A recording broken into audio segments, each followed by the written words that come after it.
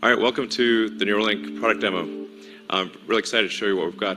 I think it's going to blow your mind. So current medical research, we'll just go through what is the state of the art in medical research, and then what's the state of the art in what consumers or people in general can get.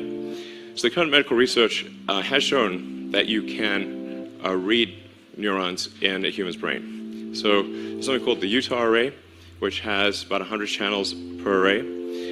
But it's like, kind of like it's a bed of rigid spikes that's literally inserted with an air hammer. So, you know, that's slightly discomforting, I think.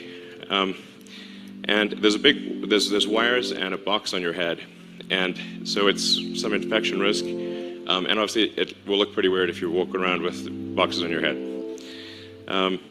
And in order to use it, you have to have an expert medical professional there, and it's only been done in a few dozen people. So. But it is served as an important proof of concept that this can be done. So we did want to point this out and show that this actually does work.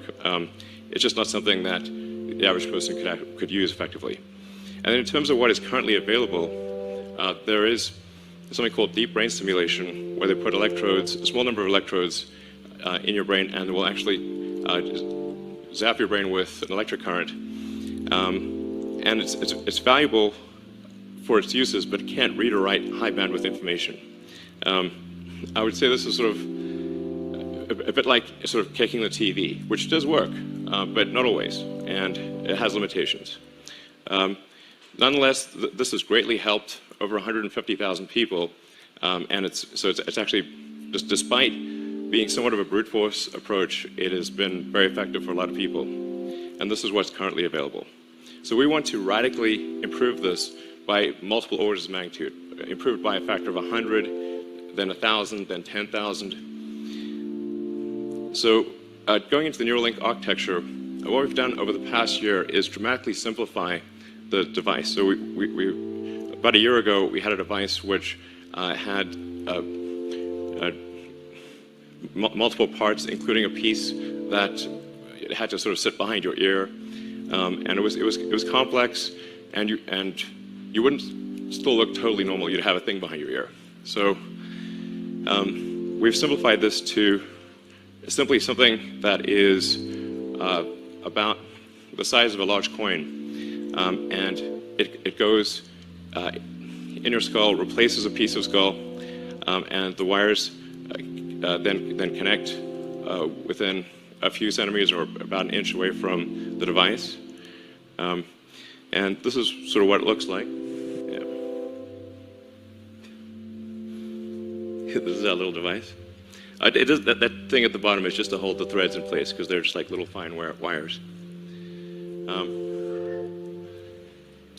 I mean, frankly, to sort of simplify this, what we're, I mean, it's more complicated than this, but it's, in a lot of ways, it's kind of like a Fitbit in your skull with tiny wires. So, and it's, yeah, so our current prototype, version 0.9, has about 1,000 channels. So that's about 100 times better than the next best consumer device that's available. And it's a 23 millimeters by 8 millimeters. It actually fits quite nicely in your skull, because your skull is about 10 millimeters thick. So it fits, it goes flush with your skull, it's invisible, and all you can see afterwards is this tiny scar. And if it's under your hair, you can't see it at all. In fact, I could have a Neuralink right now, and you wouldn't know. Maybe I do. So, and it's also got all the things that you would expect to see, the sensors you'd expect to see in a smartwatch or a phone, like inertial measurement, temperature, pressure. So there's actually a lot of functions that this device could do related to monitoring your health and warning you about a possible heart attack or stroke or other damage, as well as sort of convenience features like playing music. You could do a lot. It's sort of like if your phone went at your brain or something. Yeah, maybe that's not a great analogy. Anyway, so it's also inductively charged. So it's charged in the same way that you charge a smartwatch or a phone. And so you can use it all day, charge it at night, and have full functionality. So you would really it would be completely seamless, and yeah, no wires. In terms of getting a link, so that, you need to have the device, a great device, and you also need to have a great robot that puts in the electrodes and does the surgery. So you want the surgery to be as automated and as possible, and the only way you can achieve the level of precision that's needed is with an advanced robot. So we're really looking for great people who can help develop both the device and the robot. And we feel confident about getting the link procedure, the installation of a link, done in under an hour. So you can basically go in the morning and leave the hospital in the afternoon. And it can be done without general anesthesia. So in terms of getting a link, like I said, it's essentially you open a piece of skull, you remove about a coin-sized piece of skull, and then the robot inserts the electrodes. We'll talk more about that later. Then the device replaces the portion of skull that was removed, and we basically close that up with actually super glue, which is how a lot of wounds are closed, and then you can just walk around right afterwards. It's pretty cool. Nosotros podemos ahora manipular el cerebro no solamente sensorialmente, que es lo que ha hecho la humanidad desde el comienzo, sino con campos eléctricos y con campos magnéticos. Lo fundamental, y como todo esto empezó, era con electrodos implantados en el cerebro, en gatos, monos, chimpancés, gorilas y seres humanos. Ahora, ¿no será posible estimular el cerebro sin electrodos, sin implantación, sin nada? Pues sí es posible. Y entonces empezamos con las técnicas de control remoto. Estimulando el cerebro, nosotros podemos obtener respuestas psicológicas.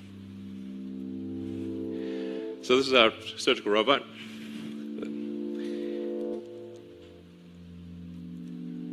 And we actually ultimately want this robot to do essentially the entire surgery. So in everything from incision, removing the skull, inserting the electrodes, placing the device, and then closing things up and having you ready to leave. So we want to have a fully automated system. So this shows you at sort of close-up view, which I think is actually not too gruesome, of the electrodes being inserted in the brain. And if you look closely, you'll see that it's a little counterintuitive that if the electrodes are inserted very carefully, that there's no bleeding. And so if you have very tiny electrodes, and if they're inserted very carefully, so that the robot actually images the brain and makes sure to avoid any veins or arteries, so that the electrodes can be inserted with no noticeable damage. So you will have no noticeable neural damage in inserting the link. Yeah, like you sort of think like if you stab something with a wire, surely it will bleed, but actually at a really small scale, it does not. So what we have in pen number 1 is Joyce, and she does not have an implant. So here's Dorothy, and in the case of Dorothy, Dorothy used to have an implant, and then we removed the implant. So this is a very important thing to demonstrate is reversibility. So if you have a neural link and then you decide you don't want it, or you want to get an upgrade and the neural link is removed, is it removed in such a way that you are still healthy and happy afterwards? And what Dorothy illustrates is that you can put in the neural link, remove it, and be healthy, happy, and indistinguishable from a normal pig. And so on the screen, you can see each of the spikes from the 1,024 electrodes. And then if she snuffles around, touches this snout in the ground, or you kind of feed her some food, pigs love food, then you can see the neurons will fire much more than when you're not touching the snout. And that's what's making the beeping sound. She's had the implant for 2 months. So this is a healthy and happy pig with an implant that is 2 months old and working well. Yeah. I'm just looking for some information about Morgan. organ was our third attempt, our little breakthrough. It's the next step in evolution. It's bioengineered with synthetic DNA. Within a month, walking and talking. Within 6, self-sustaining.